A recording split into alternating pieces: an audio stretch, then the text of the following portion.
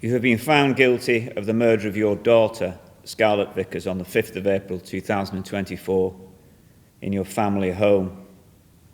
She was just 14 years of age, a normal, healthy young girl with a long life ahead of her when it was cut short by you. She died in the kitchen of her own home within minutes of having been stabbed. It went from an ordinary, happy family Friday night to tragedy within seconds due to what must have been your loss of temper. There is no other plausible explanation. You have never given a truthful explanation of what happened. This was a Friday night. After work, you'd smoked some cannabis and drunk some wine. I'm satisfied, given the evidence, you drank more than the 3/4 of a bottle of wine or 4 glasses that you've said you drank. Scarlett came home and was in her bedroom whilst you watched football on the television. You then joined Sarah Hall as she cooked your evening meal. Scarlett came downstairs at about 10:15 to join you in that small kitchen. She and her mother were throwing grapes. You wanted them to stop. Sarah Hall then pinched you on the bottom from behind with some cooking tongs. As you turned, she caught your finger with the tongs and you said, "Ow." Scarlett then said words to the effect of, "Dad, don't be a wimp." Sarah Hall turned her back to resume cooking and heard you say to Scarlett, "How would you like it?" Exactly what then happened, only you know.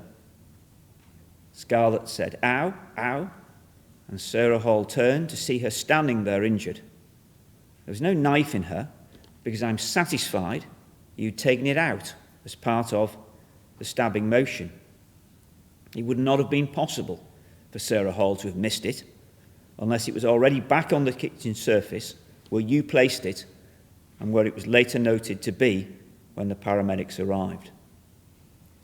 I have no doubt that you had hold of the knife before, during, and after Scarlett was stabbed. Scarlett died as a result of a single knife wound to the left side of her chest. To stab Scarlett, you must have been close to her. She was also stabbed in part of her chest, normally protected by the arm.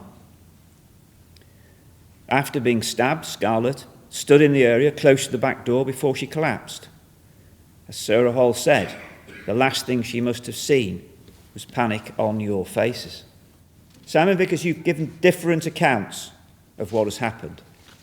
Specifically, that she was stabbed by accident, that you've been throwing knives, that you'd thrown a spatula or tongs, that Scarlett lunged towards the knife, and that you were swiping tongs along the kitchen surface.